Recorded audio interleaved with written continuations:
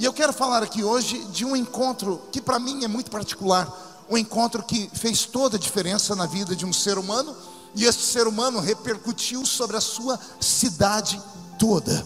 Nós vamos falar hoje sobre o encontro de Jesus com a mulher samaritana. Diga comigo, mulher samaritana.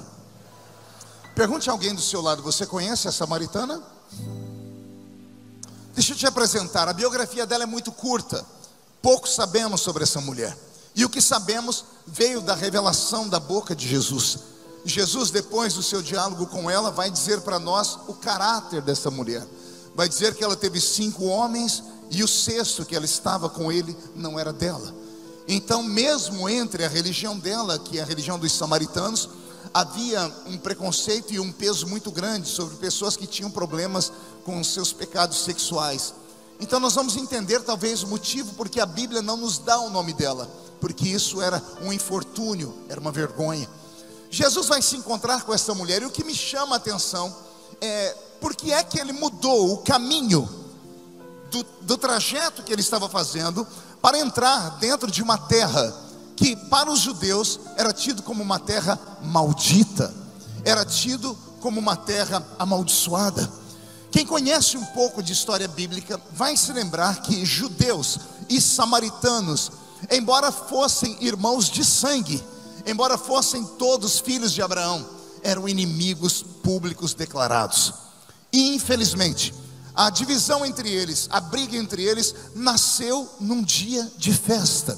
Possivelmente em uma festa como a que nós estamos comemorando aqui, a festa do tabernáculo. Porque embora fossem todos da religião abraâmica, embora fossem todos filhos de Abraão, haviam entre os samaritanos aqueles que pensavam mais no alto das montanhas do que na cidade de Davi. Havia no meio dessas festas a recitação de salmos, de cânticos e de músicas, e quando alguém inspirado erguia a voz e salmodiava, o restante erguia a voz e concordava em um amém, ou dizendo bendito seja Deus, ou dizendo assim diz o Senhor.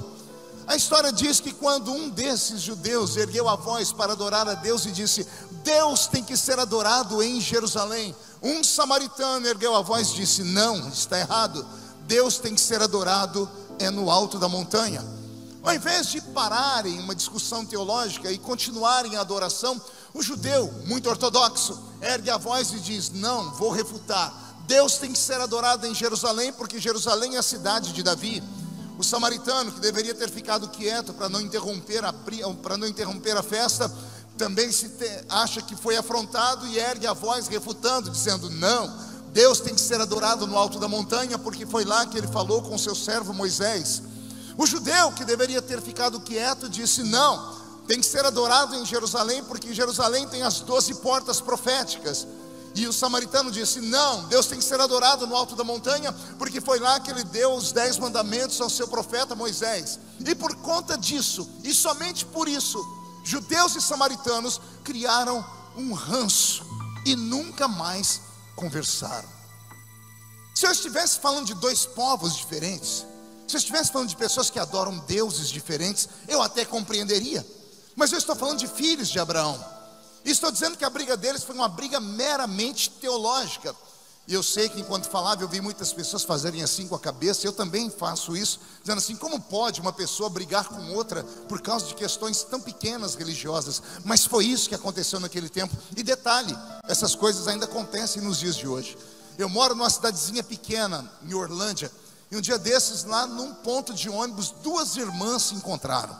Elas não se conheciam, 2 irmãs de igrejas diferentes. Mas crente, quando encontra crente, tem um dispositivo que é acionado, e a gente acaba recebendo o dom da revelação, né? Ou quer seja pela roupa, ou pela Bíblia que está sendo carregada, ou por palavras que nós liberamos, né, que são códigos. Você passou perto de alguém que falou: o sangue de Jesus tem poder, você diz: esse é crente, né? E automaticamente a gente se apresenta. Uma dessas 2 irmãs acabou liberando um código, e a outra então ativou as suas anteninhas de vinil, olhou para a amiga e disse assim: vejo que a senhora é crente. A outra disse: sim, eu sou, graças a Deus. Ficaram de pé e deram um abraço e 3 beijinhos. E se terminasse por aí, tinha sido uma bênção. Mas depois dos 3 beijinhos, uma olhou para a outra e disse: então, já que somos crentes, esticou a mão e disse: a paz do Senhor. E a outra disse: a paz de Deus. Começou o problema. Já se afastaram, uma ficou de lado, outra de cá, não se olhavam mais. Uma não aguentou e disse assim: eu estou vendo a irmã, e pelo tamanho da saia da irmã, que é um palmo acima do joelho, pelos brinquinhos e a maquiagem, a senhora é daquela igreja ali em cima, né? E a irmã disse: meu Deus, ainda há dom de revelação. Sim, eu sou daquela igreja ali, mas o dom me pegou também, viu? Por quê? Porque pelo tamanho da saia da senhora, que é comprida, o cabelo da senhora, que é comprido, e a língua da senhora, que é tão comprida quanto, a senhora só pode ser daquela outra igreja ali, né? A pergunta que eu faço é: precisava chegar nisso? Precisava culminar nisso? Se eu pudesse voltar lá nesse dia de festa entre judeus e samaritanos e pudesse dar um grito e falar: pare, porque os dois estão certos. Se você adora a Deus na montanha, graças a Deus por isso. Se você adora a Deus em Jerusalém, graças a Deus por isso. O que importa não é onde se adore, mas é em como se adore. O que importa é que todos adoramos aquele que fez os céus e a terra. E só para os desavisados, o Criador já está entre nós aqui nessa noite, viu? E Ele é tão grande que os pés dele passeiam aqui na nave do templo, e a face dele está diante dos serafins, que estão cantando: Santo, Santo, Santo é o Senhor dos exércitos. E Manaus está ficando cheio da sua glória. E só quem crê nisso dá um grito para empolgar o coração do pregador. Maravilha. Então olha que coisa bela. Eu quero que você me acompanhe. Eu vou fazer alguns rabiscos em um quadro, e na medida que eu vou desenhando, você vai colocando cor e vida nele. Me acompanhe. Jesus acordou de manhãzinha. A noite anterior, o dia anterior foi uma festa. Todos os dias eram cruzadas, todos os dias tinham milagres. Os discípulos estão indo à frente, porque era assim que se caminhavam os mestres de Israel naquele mundo antigo. Os discípulos iam à frente, numa espécie de barricada, como se fossem guarda-costas, abrindo o caminho para que ninguém tocasse nos mestres. E Jesus, como mestre, vem vindo atrás, como um grande erudito, imagino eu, com as mãos para trás, em contemplação. Os discípulos que estão caminhando com ele estão indo por uma grande estrada, e de repente essa estrada, ela bifurca, ela abre em dois caminhos. Com certeza havia uma placa bem na bifurcação. A placa indica o caminho da esquerda, a terra de Samaria ou Samária, e a primeira cidade é a cidade de Sicar. A placa da direita continua mostrando o caminho de uma vicinal. Jesus não tinha compromissos na terra de Samaria. Jesus, como bom judeu, não pisaria naquela terra, porque era tradição. Ele estava indo por um outro caminho.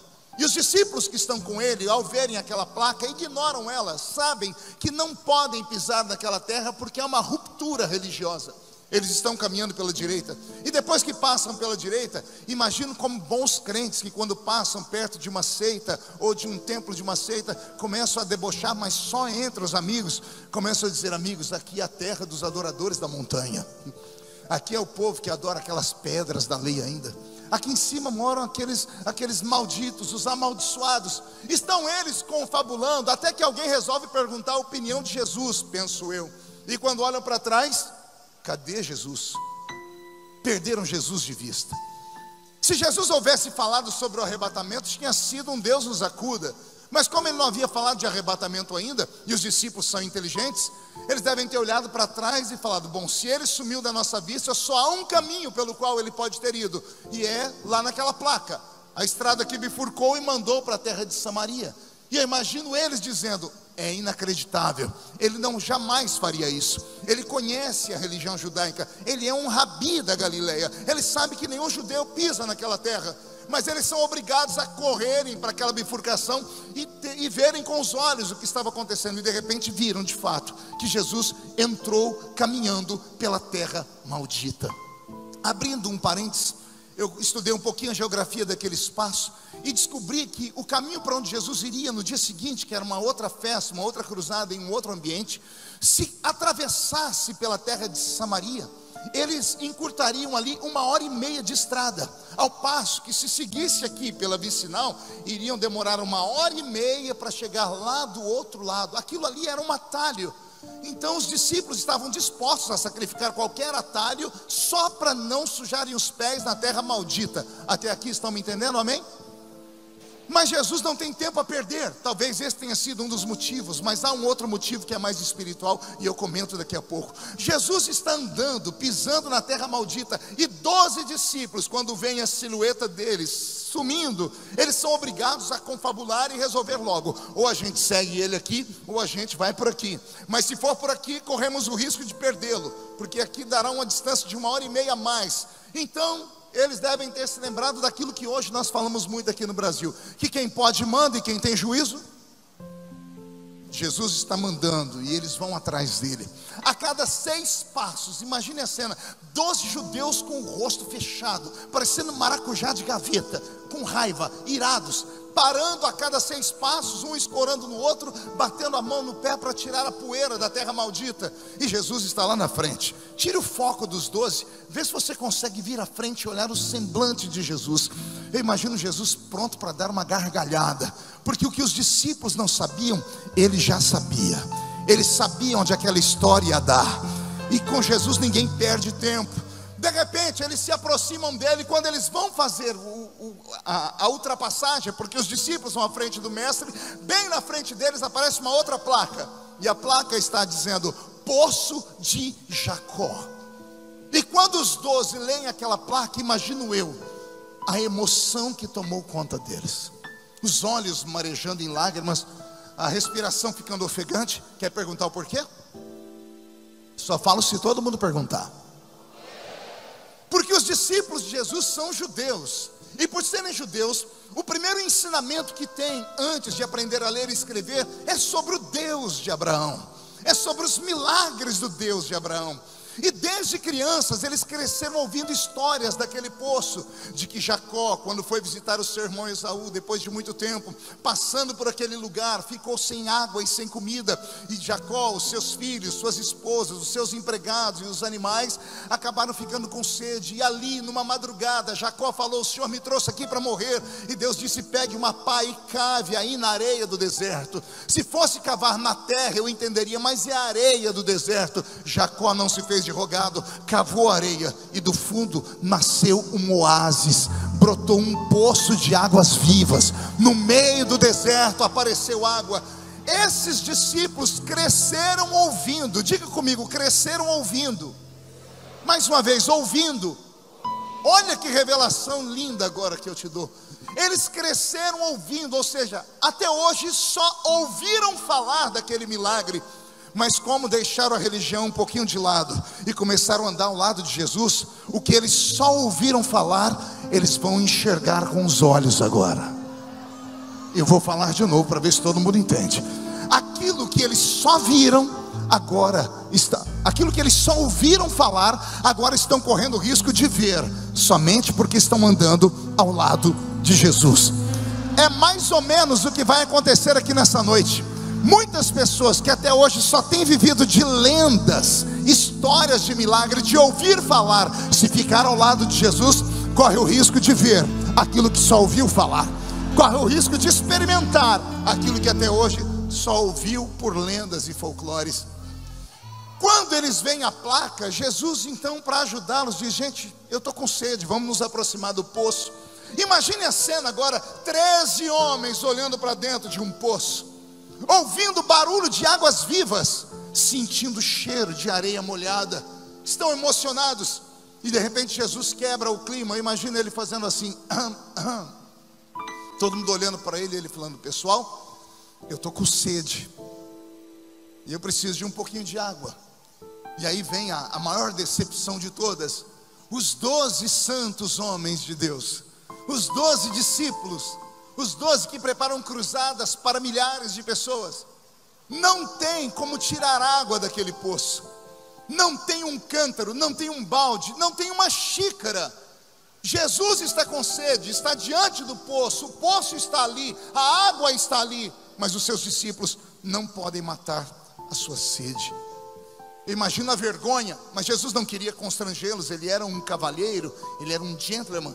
Então ele diz: olha pessoal, aqui na frente tem uma cidade, Eu, como passei a noite toda orando, e enquanto vocês dormiam, estou mais cansado. Eu vou sentar aqui nesta pedra, debaixo deste zimbro, e vocês vão à frente e preparem um lugar para pouso, para comida, para beber água.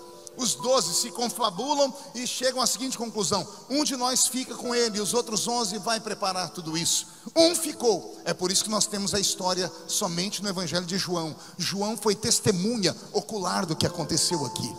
João fica aqui num canto em pé, como guarda-costas. Jesus está sentado aqui em uma pedra.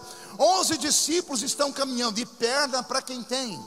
Eu imagino eles a uma distância segura, olhando por cima dos ombros, vendo que Jesus não pode ouvi-los, e um acotovelando o outro, dizendo: pessoal, nós precisamos melhorar a nossa fé. O homem dá tudo para nós. Ele multiplica pão, multiplica peixe, ele mostra os céus abertos, ele faz sinais. E a primeira vez que ele pede para nós um copo de água, ele não pediu um vinho importado, ele não pediu um pão feito lá na capital de Roma. Não, ele pediu um copo de água. E nós não podemos matar a sede dele. Isso aqui me chama atenção, porque olha que eu aprendo: não basta caminhar ao lado de Jesus se você não anda preparado.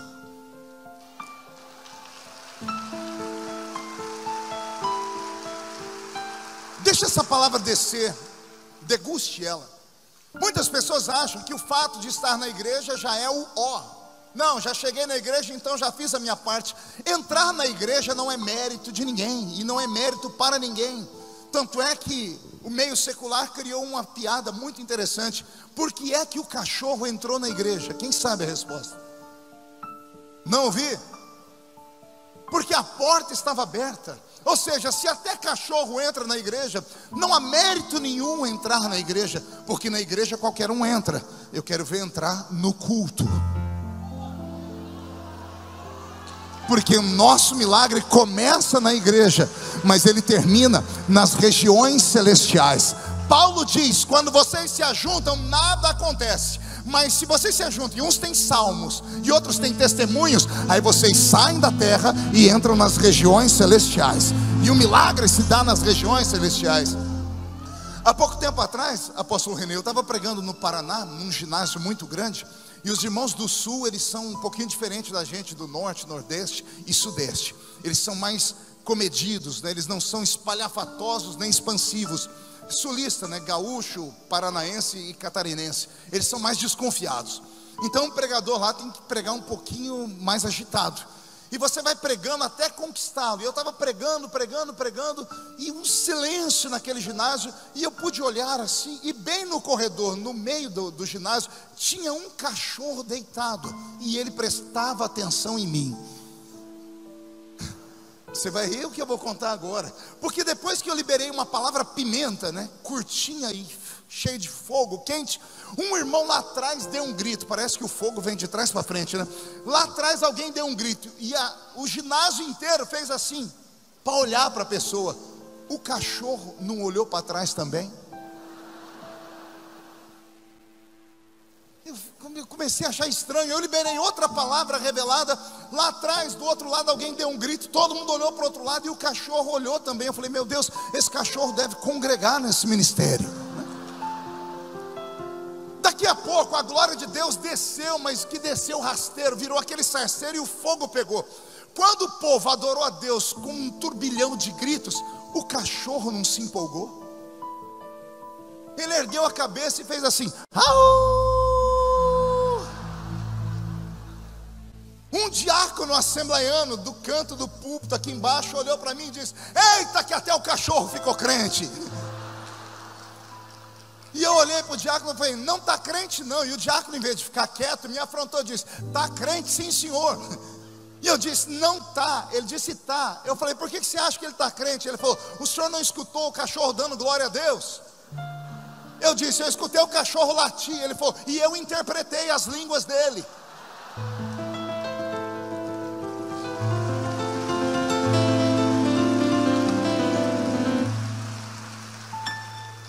Aí eu podia ter deixado passar, mas eu não aguentei. Eu disse: eu vou te dar um ensinamento que serve para toda a igreja. Nenhum animal irracional pode dar glória a Deus. Pastor, o senhor não conhece o meu papagaio. O seu eu não conheço, mas tem um que mandaram no meu WhatsApp. Pense num papagaio levado. Ele pregou uma mensagem minha, 1 minuto decorada, e ainda imitou minha língua estranha. E o diácono de uma igreja que mandou para mim falou: olha aí, pastor Feliciano, meu papagaio está cheio do Espírito Santo. E eu mandei assim para ele: amigo, é bonitinho, é engraçadinho, mas não blasfema. O seu papagaio não deu glória a Deus. E ele respondeu: mas o senhor ouviu? Eu disse: eu ouvi ele recitar. Entre falar e dar há uma avenida imensa. Ele fala porque é uma habilidade. Ele não tem inteligência. Ele não tem inteligência emocional. Ele não sabe o que está fazendo. Só pode dar glória a Deus aquele que entende o que está fazendo. E só há aqui na terra uma raça que, quando dá glória a Deus, esse glória a Deus atravessa o teto, atravessa o céu atmosférico, atravessa o céu cósmico e entra lá na majestade divina. E é esse povo que está aqui na minha frente, aqui na minha retaguarda. Por que estou dizendo isso? Porque não adianta estar aqui e ficar olhando o pregador com essa cara feia, parecendo que foi batizado num pote de vinagre. Segura aí, Roberto. Fica me olhando com esse olho seco, parecendo olho de sapo que morreu no dia de enchente. Vem para uma reunião de festa e fica com essa boca travada, essa boca de aço, essa língua de ferro, esse queixo de concreto. Não adianta estar aqui se você não está preparado para estar aqui. Aqui é um lugar de graça, de glória e de milagres. Ai, Jesus. Olha que coisa bela. Os discípulos estão caminhando, indo embora, dizendo: gente, nós não conseguimos matar a sede dele. Quando eles estão confabulando e falando essas coisas, no sentido contrário, vem vindo uma mulher. Vem vindo uma? Não ouvi? E quando a mulher passa por eles, a uma certa distância segura, os 11, creio eu, de soslaio, de canto de olho por cima do ombro, olham a mulher. E 2 coisas da mulher chamou a atenção deles. Primeiro, o cinto que ela usava. Samaritanos e judeus eram irmãos de sangue, eram filhos de Abraão, temiam ao único Deus. Mas por causa daquela briga que eu disse em um dia de festa, eles criaram um ranço tão grande que fizeram até roupa diferente, para que ninguém corresse o risco de cumprimentar alguém sem saber, porque como eram filhos de Abraão, eram parecidos. Então, só para que ninguém corresse o risco de cumprimentar alguém desconhecido, eles criaram uma roupa diferente. As mulheres samaritanas usavam um cinto que as identificava. Quando ela passou por eles, os 11 disseram: lá vai uma samaritana. Só que tem outra coisa nela que vai chamar a atenção deles. A samaritana tem um cântaro nos ombros. E quando eles olham aquele cântaro, eu imagino um frio na boca do estômago deles. E um dizendo ao outro: não vai acontecer o que a gente está pensando. Não, ele já entrou na terra, mas ele não seria atrevido ao ponto de falar com essa zinha, com essa mulher de outra religião, com essa mulher maldita. Ele não faria isso. Eu imagino eles conversando. Ainda bem que Jesus não tem que dar satisfação para ninguém. E quando a mulher passa por eles, ela se dirige ao poço. O que eu vou falar agora é preciso um exercício mental. Preste atenção comigo. Saindo do poço, indo para a cidade, tem 11 discípulos, amém? Discípulos que foram transformados em apóstolos, amém? Se foram transformados em apóstolos, eram porque eram especiais, amém? Se são especiais é porque são separados. Se são separados, são santos, amém? Escolhidos para mudar o mundo, amém? Então veja só, indo 11 santos, apóstolos puros, homens escolhidos para mudar o mundo, e vindo uma mulher que mais tarde vamos saber que era uma prostituta de luxo. Teve 5 homens e o 6º que tem não é dela. E se ela tem um 6º e todo mundo sabe e ela não é apedrejada, respire fundo, é porque ela é amante de alguém muito importante na cidade, possivelmente ou um sacerdote da religião dela ou um político, e ninguém se metia com essa raça naquela época. Então, indo 11 homens puros e santos, vindo uma prostituta de luxo, indo 11 homens santos que não puderam matar a sede de Jesus, e vindo uma prostituta de luxo, mas que pode matar a sede de Jesus. Eu disse que tem que fazer um exercício mental, porque isso aqui é contra a matemática da religião.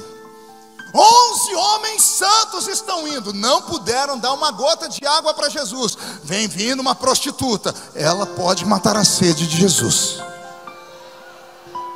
Será que eu sou o único ser humano que vivi neste mundo para ver coisas horríveis acontecer? Por exemplo, eu prego desde criança. Eu me lembro que eu tinha uns 13 anos de idade. Eu estava pregando em uma praça em Ribeirão Preto, em um coreto, onde se colocava uma bandinha.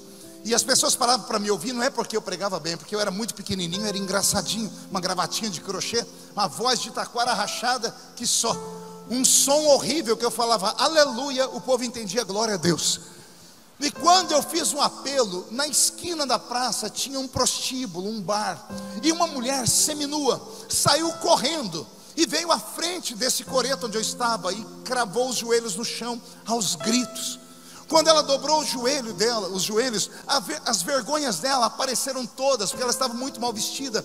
Ela tirou o cigarro de dentro da sua blusa, tirou, em respeito aos crentes daquela época, ela tirou todas as suas bugigangas, e ela começou a gritar. E quando eu cheguei perto dela, estendi minha mão, Jesus desceu sobre essa mulher, e ela foi batizada com o Espírito Santo.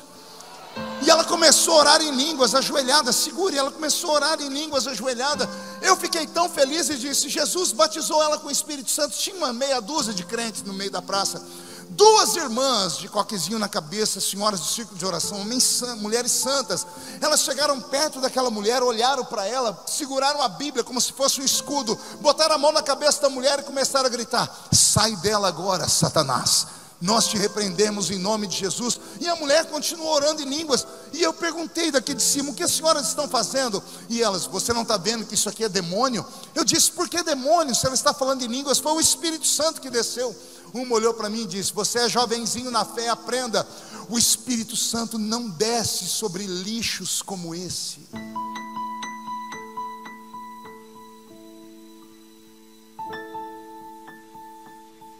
Eu fiquei pasmo.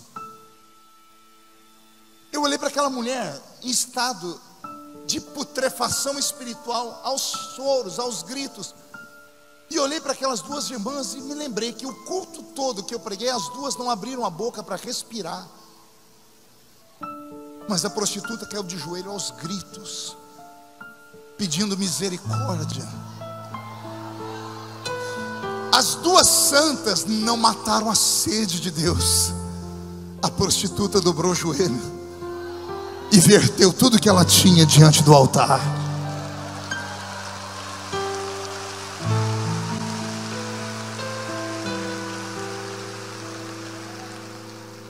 Quando a mulher se aproxima do poço de águas, ela olha e vê 2 judeus ali. Os judeus também eram identificados pela roupa. A roupa de Jesus deixou ela apavorada. Pergunte por quê?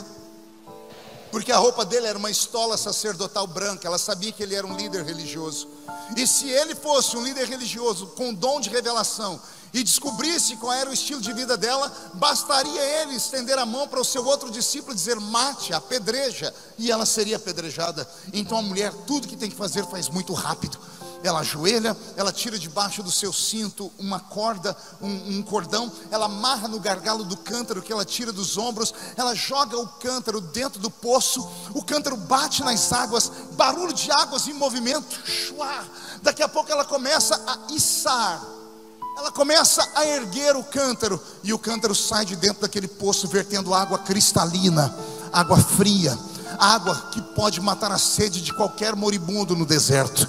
Agora que ela coloca o cântaro do lado dela, era para terminar assim, era para terminar em silêncio, era para ninguém falar com ninguém, era para ela pegar aquele cântaro, colocar no ombro e ir embora. Mas acontece algo extraordinário. A mulher está se ajeitando para se levantar, e o homem sentado na pedra, debaixo do zimbro, resolve conversar com ela. E ele diz assim para ela: ei, senhora, me dá um pouquinho de água, porque eu tenho sede. E quando ele diz para ela que tem sede, aquela mulher perdeu talvez a maior chance da vida dela. Porque água não é alimento, como muitos pregam. Água é mais que alimento, é um elemento. Eu não bebo água para viver, eu bebo água para sobreviver. 70% desse corpinho bonito que está do seu lado aí, dá uma olhadinha nele, em forma de um botijão de gás, ou de uma tábua de passar roupa. 70% desse corpinho é feito de água. 77% da massa cinzenta que temos aqui dentro do cérebro, do nosso cocoruto, é feito de água. Nós não devemos negar água nem para um animal irracional, nem para um bandido. Imagine negar água para o dono de todas as águas. Ele pede água a ela, e ao invés dela dar água, o que ela faz? Mexe comigo, Beto, mude a música. Ela sabe que tem 2 judeus ali. Ela sabe que um deles é um líder religioso. E ela está sozinha, é uma samaritana. Ela sabe do ranço, da raiva, da ira e da cólera entre judeus e samaritanos. Ela poderia ter ficado quieta, pegado o seu canto e ido embora. Ela poderia ter ignorado. Mas ela enfrenta o homem que pediu água. E ela é mal educada. Ela olha para ele e diz assim: como sendo tu homem, memorize isso, homem, como sendo tu homem. Ela está tocando na parte mais sensível dos religiosos judeus. Homem que tem brio, que tem respeito, não conversa com uma mulher que não seja da sua família. Ela está dizendo para ele: como sendo tu homem. Ela está achando que Jesus é mais um, como aqueles que cruzaram o caminho dela e arrancaram um pedaço dela. Ela olha para Jesus e acha que Jesus é mais um daqueles que olhavam para ela e viam ela como um objeto sexual. Ela acha que Jesus está abrindo uma oportunidade de diálogo para convencê-la e mais tarde levá-la para a cama. Então ela não aceita isso. Ela diz: como sendo tu homem. Aí ela apela: judeu. Judeu aponta para a religião dele por causa da roupa branca que ela está usando, do judaísmo. O senhor é um doutor da lei, o senhor não sabe que a sua religião não permite isso. Ela está dizendo: além de ser um homem canalha, um safado, ainda é um religioso de meia pataca, é um falso crente, é um falso religioso. A mulher desfere golpes contra Jesus cruéis. Ela sabe que fazendo isso ela está arriscando a vida dela, porque tem 2 judeus ali.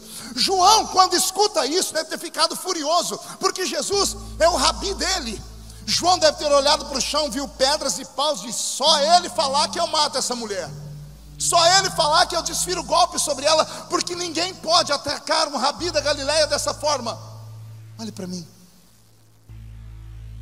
O quadro está desenhado, vai terminar em tragédia. Só que ao invés de terminar em tragédia, o homem sentado na pedra resolve falar de novo. E ao invés de ele falar: João, mate essa mulher, ao invés de ele xingar essa mulher e amaldiçoá-la, ele diz assim para ela: ah, mulher, se tu soubesses quem sou eu, você me pediria água, e eu te daria uma água que quem bebe dela nunca mais tem sede. Ah, se tu soubesses quem sou eu te daria uma água que quem bebe dela nunca mais tem sede. Respire fundo. Se você deu glória a Deus e aplaudiu, imagina o que aconteceu no coração da mulher. Você lembra do que ela chamou Jesus? Homem judeu. Ela chamou ele do quê? Mais forte. Ela chamou ele do quê? Agora que Jesus fala para ela: ah, se tu soubesses quem sou eu, a palavra entrou na mente dela e atingiu o coração. A mulher muda o tom de voz e diz assim: mas Senhor. Eu amo quando o crente entende. Vou falar de novo. Primeiro ela chamou ele homem judeu, safado religioso de meia tigela. Aí ele libera uma palavra, porque a palavra branda acalma o coração. Aí a mulher olha para ele e diz assim: mas Senhor. Só reconhece alguém como Senhor aquele que sabe que é menor do que ele. E quando ela diz mas Senhor, o poço é fundo e tu não tens como tirar água daqui. Era tudo que Jesus queria. Uma oportunidade para se revelar a ela. Ele abriu uma porta de diálogo com ela. Ele tirou o estresse que ela estava vivendo. As janelas da inteligência dela, fechadas pelo desespero, pelo preconceito, pelo abuso sexual sofrido, se abrem. O cérebro dela oxigena e ela respira e pensa. E quando ela diz o poço é fundo e tu não tens como tirar água, Jesus se levanta e vai lá perto do poço e olha. E imagina ele dizendo: você tem razão, eu não tenho como tirar água daqui, Mas quem foi que te disse que a água que eu vou te dar está aqui?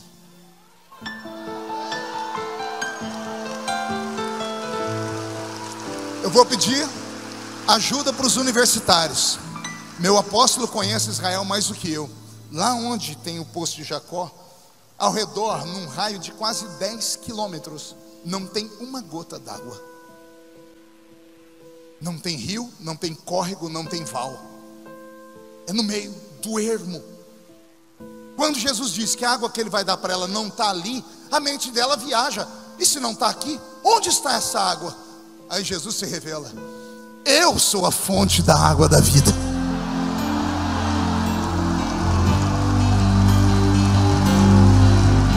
Eu sou a fonte da água da vida. Aquele que bebe da água que eu tenho para dar nunca mais tem sede. E só a título de curiosidade, quem já bebeu dessa água aqui? Deixa eu ver. Então reage, pelo amor de Deus. Olha que coisa bela. O diálogo de Jesus continua. E Jesus diz assim para ela: eu vou te dar um presente. E olha o que ele fala para ela: se as minhas palavras permanecerem dentro de você, vai nascer dentro de você uma fonte que vai jorrar para a vida eterna. Jesus deu para aquela mulher uma fonte. Ele deu para ela o que? Não ouvi, Eu abro um parênteses para continuar. O dia que eu li esse texto, eu fiquei imaginando o que Deus é capaz de fazer em tão pouco tempo. 1 hora. Diga comigo, 1 hora. Somente 1 hora. Eu fiz o caminho das ruínas de Sicar até o poço. Fiz a pé. Andei devagar. 25 minutos. Das ruínas de Sicar, onde só tem pedras, até o poço. 25 minutos a pé. Eu calculei o diálogo de Jesus pelo que está escrito. A pregação mais rápida dele, 15 minutos de pregação. 15 com 25, 40. Depois que Jesus se revelou a ela, a mulher deixou o cântaro para trás e voltou para a cidade correndo. Eu fiz o caminho de volta correndo. Economizei 5 minutos. 20 minutos para voltar para a cidade. 40 com 20? 60. 60 minutos é igual a uma? Diga comigo, 1 hora. 1 hora antes, a mulher sai de casa como a maior prostituta da região, destruidora de casamentos, amante de pessoas influentes. Ela passava, as pessoas diziam shalom. Quando ela virava as costas, diziam: lá vai a Kenga, lá vai a destruidora. 1 hora antes, ela é uma prostituta. 1 hora depois, ela pisa na cidade como a maior missionária do Novo Testamento. A maior missionária do Novo Testamento. Ela não ganhou a família dela só. Ela não pregou para os vizinhos. A Bíblia diz que a cidade inteira ouviu a mulher falar e deixaram o trabalho, fecharam o comércio, saíram dos campos e correram até o poço. Jesus fez um culto lá e a cidade inteira o aceitou. Quando o culto termina, as pessoas estão voltando, salmodiando. E quem é que eles encontram nas ruas de Sicar, sentada no meio-fio, chorando ainda? A mulher. As pessoas vão passando e vão dizendo: agora cremos, não porque te ouvimos, mas porque nós vimos que ainda existe profeta em Israel. Ah, profetas em Israel! Ah, se você soubesse o que significa a historinha sentada aqui dentro. Ah, se muitas pessoas compreendessem o que é participar de uma reunião como essa. Com todo respeito, muitas pessoas vêm para uma igreja como essa e pensam que estão dentro de um teatro. Acham de fato que isto aqui é como se fosse um cinema, que você escolhe o que quer ver, quando ver, a forma que ver. Isto aqui não é um teatro, isto aqui não é um cinema, isto aqui é um quartel-general, onde você entra para ouvir um soldado que tem uma divisa um pouco maior, que vai lhe contar histórias que vão fazer você sair por aquela porta com tanta graça, capaz de agarrar o diabo pelo chifre, esfregar o focinho dele no chão e chutá-lo para o limbo do inferno. Eu não sei como você veio, mas eu sei como você vai voltar. Se prepare, todo mundo espiritual de Manaus. Não tem pra Zé Pilintra, Zé Pilantra, Chucaveira, Tranca-Rua, Preto Velho, Nega Velha. Não vai sobrar demônio nem para fazer vatapá aqui em Manaus. Quando terminar a festa dos tabernáculos, você vai sair por aquelas portas transpirando azeite, cheio da graça e da glória. E só quem crê nisso, agora não dá um grito não, dá um berro de glória a Deus, por favor. Por gentileza, chacoalhe a mão direita para cima, coloque no ombro de quem está do seu lado, agarre a pessoa, por favor. Se a pessoa ficar brava, diz assim: ó, o médico falou para não contrariar o pastor Marco. Agarrou? Chacoalhe a pessoa até ela ficar irritada, com vontade. Isso. Diga: Deus te trouxe aqui para isso. Sacode, sacode, diga, para isso. Diga: Deus te trouxe aqui para te dar um sacode nessa noite. Ele está sacudindo as estruturas da sua casa, do seu ministério, da sua família, do seu trabalho. Ele está sacudindo as estruturas espirituais dos céus de Manaus. Satanás perdeu a batalha, porque a vitória é nossa. Quem tem a fonte da água da vida, adore ao Criador nesta hora.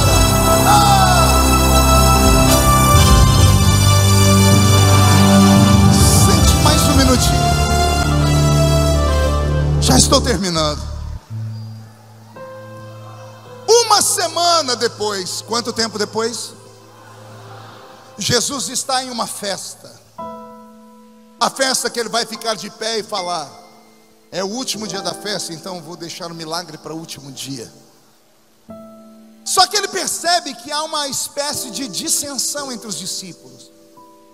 E digo eu, não a Bíblia. Eu imagino Jesus chamando o discípulo que mais falava, que devia ser Pedro, né? Pedro é o cagueta da turma, é o X9, né? É o que mais fala, é o que mais erra, mas é o que mais tenta acertar. Quando Jesus queria saber alguma coisa, era só chamar Pedro. E eu imagino Jesus falando: Pedro, o que está acontecendo aqui? Porque eu estou sentindo todo mundo triste, cada um para um canto. E Pedro não se aguentando, falando: não, Jesus, eu não queria falar,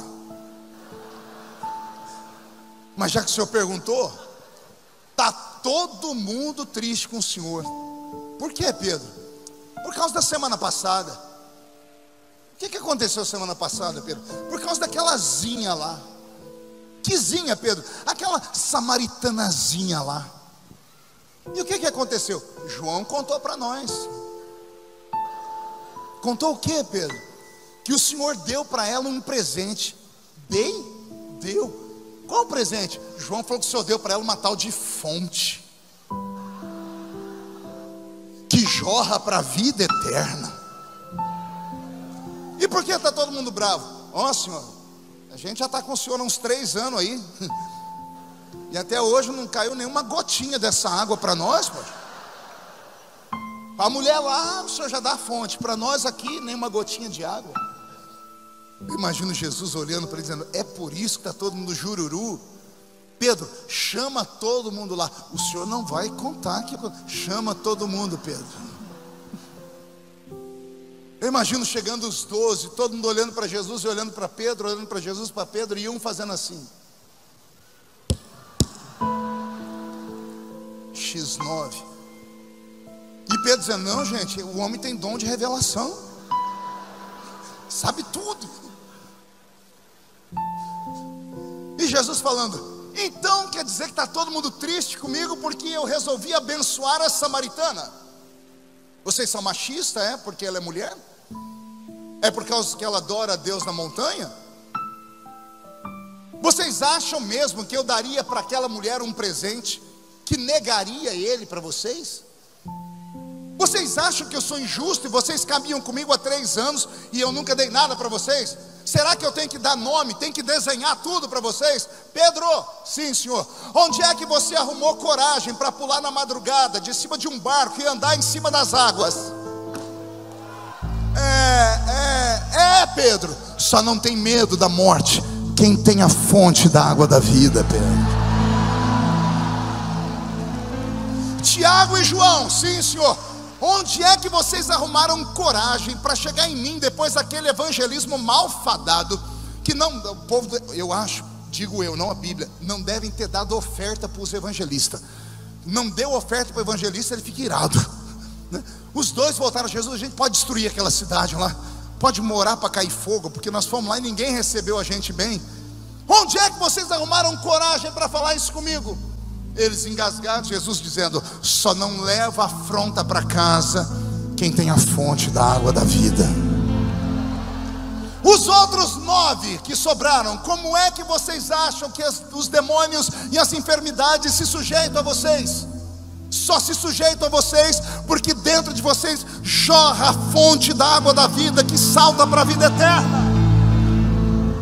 E de repente a tristeza vai embora, e tem 12 discípulos parecendo crianças, um olhando para o outro olhando para um e dizendo: eu sabia que ele não era injusto, está vendo? Vocês estavam tristes à toa, ele já deu para nós. E um batendo no peito dizendo: eu tenho, e o outro: eu também. Vamos fazer esse exercício aqui? Vamos lá, encarna um discípulo, escolhe um aí. Ninguém quer ser Judas mesmo, mas escolhe um. Bate no peito e diga para o seu irmão: eu tenho. Diga: eu sabia que ele não era injusto. E você diz: eu também tenho. Está essa festa. Aí Jesus fala assim: ei, vocês estão felizes porque descobriram que eu dei a fonte para vocês, como dei para aquela mulher? Ouçam-me. Ela me conheceu em 15 minutos e eu dei para ela uma fonte que jorrou para a vida eterna. Vocês estão comigo há anos, e logo que me conheceram eu dei a mesma fonte para vocês. Como vocês estão comigo há muito mais tempo, se a fonte jorrou, vocês não têm mais uma fonte dentro de vocês. Dentro de vocês há um rio de águas vivas. A mulher tem uma fonte porque ela é recém-nascida. Vocês caminham comigo, dormem ao meu lado, acordam comigo, curam os enfermos, expulsam os demônios. Vocês não têm mais uma fonte. A fonte virou um rio que por onde ele passa, o que está morto ressuscita. Ah, o rio de águas vivas dentro de vocês. Meu Deus, subiu um arrepio pelo alto da coluna aqui. E aqui há uma resposta para algumas pessoas aqui. Aqui está a resposta para a sua pergunta, que chega a ser filosófica, uma pergunta cristã filosófica. Por que eu comecei com aquele irmão, aceitei Jesus no mesmo culto, com aquela irmã, congregamos na mesma igreja, cantamos os mesmos louvores, ouvimos o mesmo pregador, tivemos as mesmas chances, só que aquela criatura voou, e eu estou rastejando aqui na igreja até hoje? Por que uns são despertados para o episcopado, para o ministério, e outros passam a vida toda com orgulho batendo no peito? Eu nasci para ser membro de banco.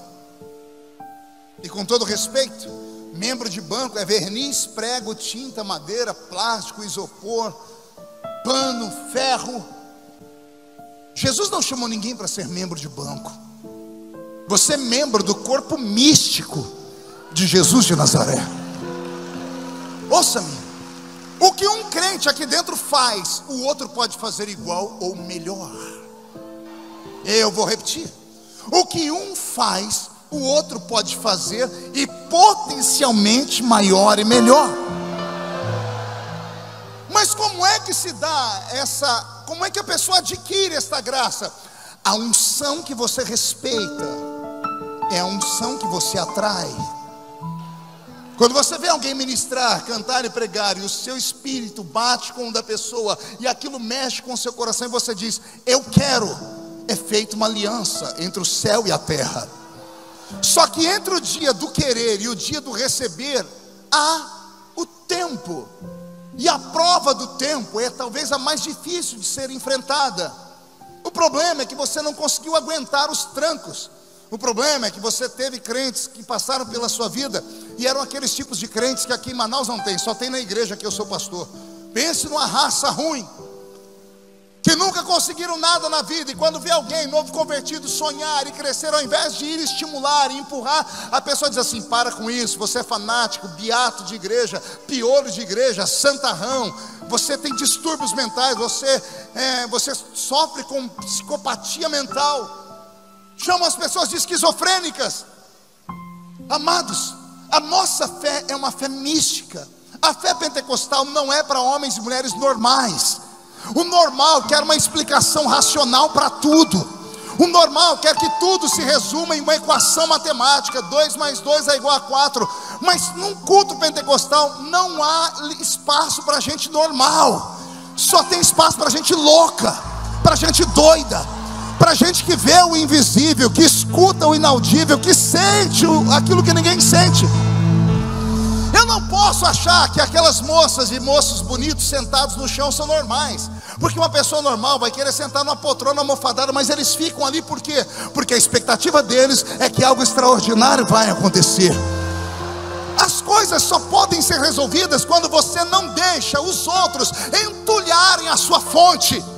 Roberto, mude a música, eu vou tirar um cajado aqui agora. Ei, você que está na igreja desde a época de Noé. Não, pastor, não sou tão velho assim, tá? Você não conheceu Noé, mas pisou no barro que sobrou na terra do dilúvio. Está na igreja há trocentos milhões de anos e acha que conhece tudo sobre Deus. Acha que sabe todas as formas de Deus usar alguém ou ser usado. Deixa eu te dizer uma coisa. Com o conhecimento que tenho, depois de ter rodado o mundo todo, eu descobri que não nasceu um homem ou uma mulher ainda que tenha condições de prender o fôlego o suficiente para ir até as profundezas do rio da revelação. Isso aqui foi alto, então eu vou desenhar de novo. Há um rio da revelação aqui dentro. E quanto mais fundo você vai, mais coisas você descobre. Eu ainda não conheci alguém que disse: eu toquei o fundo. Não conheci alguém que disse: eu prendi a respiração e fui até o fundo. Ninguém conseguiu ir ainda. É por isso que de vez em quando aparece um René Terra Nova. É por isso que de vez em quando aparece um cantor, um ministro de louvor, alguém com um talento especial. Porque são homens e mulheres que resolveram prender o fôlego, se sacrificaram e foram nas profundezas do rio. Eu não sei se você está entendendo a minha linguagem. Então deixa eu te dizer aqui, nesta festa de tabernáculos, esse culto não foi marcado só para o crente festeiro, não é para o crente domingueiro. Aliás, eu olho para vocês agora e não vejo homens e mulheres, eu vejo brasas de fogo incandescendo.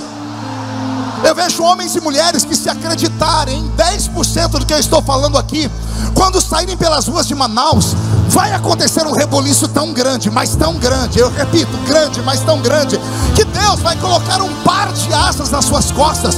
E as pessoas que para te verem ficavam olhando de cima para baixo, pisando em cima de você, para te verem depois de hoje, vão ter que comprar um par de binóculos, porque você vai voar acima das nuvens, porque Deus te trouxe aqui, porque Ele quer fazer a sua fonte virar um rio. Quem quer que a fonte vire um rio aqui? Então reage, grita, pede, pula, planta a bananeira, agarra o diabo pelo chifre, ignore as pessoas que ficam te medindo.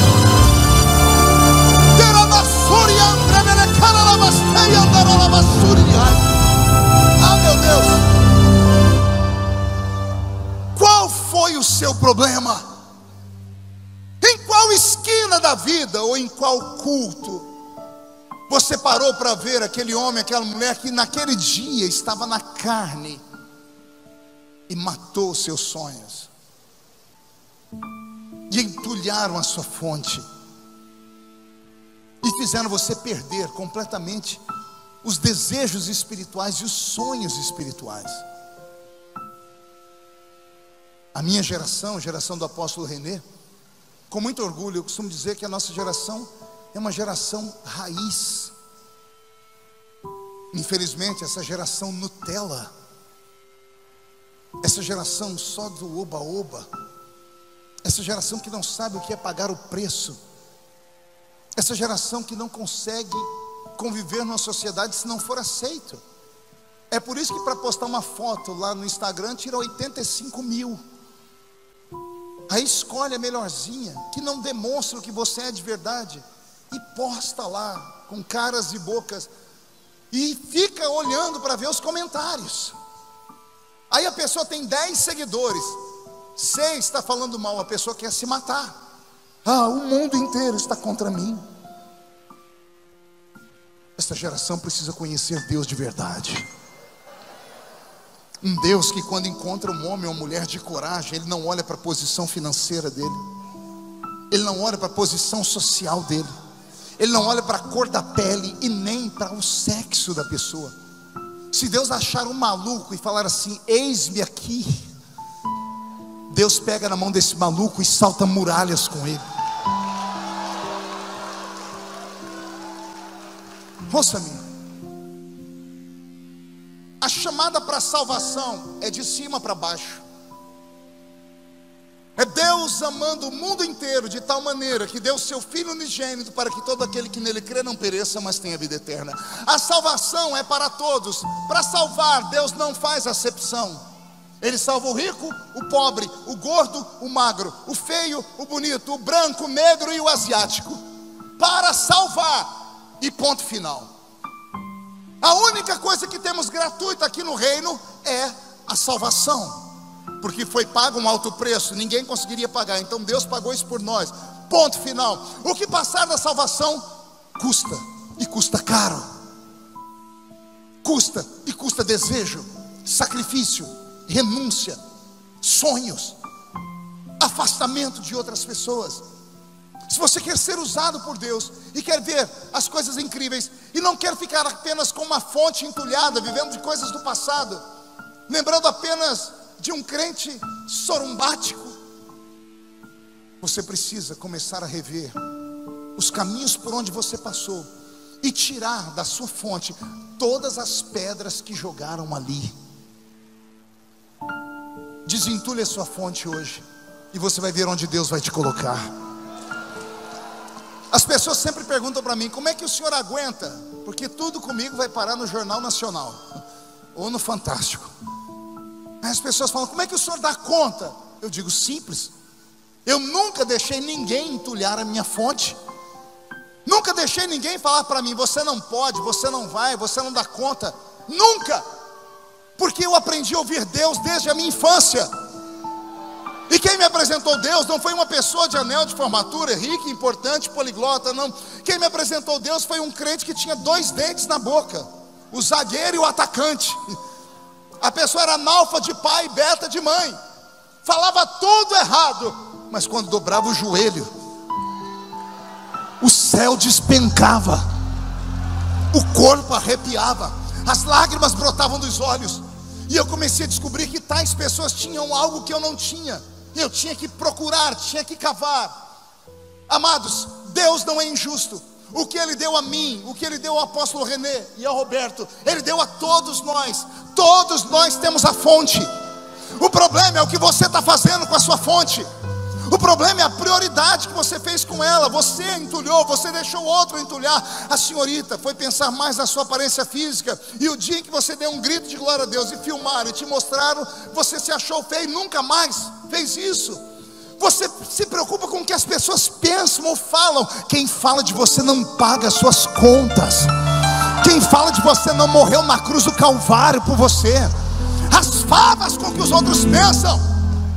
Eu estava em Brasília uns 3, 4 meses atrás, passando por um vento. Aliás, eu moro no meio do vento, e como passo muita luta, me preparo para enfrentar, oro, jejuo, e eu estava bem sensível. Passei perto de uma sala, tinha uns 15 deputados. Eles me viram e disseram: pastor Marco, entra aqui. Estavam lá sabatinando 3 desembargadores, e um dos desembargadores disse que estava com um problema. Aí tínhamos lá uns 4 ou 5 deputados evangélicos, apóstolo, e disseram para mim: Marcos, você pode orar pelo desembargador? Eu disse: posso. Ficamos em pé e eu fui orar. Só que quando eu fui orar, eu esqueci que estava no parlamento, sensível, passando pelo vale da sombra da morte. Quando eu fechei o olho, eu só lembrei do monte onde eu oro. Alguém já orou no meio do mato aqui? Oh glória. Fechei o olho e danei a gritar e bati os pés no chão. Quando eu abri o olho, tinha umas 4 pessoas fazendo assim, quase caíram. Falei: Jesus, aqui não. Aí eu disse que eu não estava nem aí porque estavam pensando. Eu encarnei um crente pentecostal e orei com toda a força do mundo, até que alguém deu um toque aqui na minha ilharga, me acotovelaram, que eu parei na hora da oração, olhei, era um deputado evangélico, disse: calma, calma, termina logo. Aí eu terminei de orar, saiu todo mundo. Esse deputado fez questão de me chamar num canto, disse: Marco, faz tempo que eu estou para te falar isso. Você já está aqui em Brasília há 9 anos. Você não é mais o menino da Vila Tatu, do meio do mato. Você não é mais o crentezinho daquela igrejinha pequena. Você é um homem do mundo. Você senta com o presidente, você viaja o mundo, você se comunica em mais de um idioma, você é escritor de livros. Eu disse: e daí? Ele disse: e daí? Que é inadmissível você, no momento de oração aqui no parlamento, fazer o que você fez ali. Eu falei: mas você pediu para que eu orasse. Ele: mas precisa orar daquele jeito. Eu disse: mas eu sempre orei desse jeito. Aí ele falou para mim: mas agora você não está lá, você está aqui, você tem que se portar como homem daqui. Aí eu disse para ele: como é que você acha que eu cheguei aqui?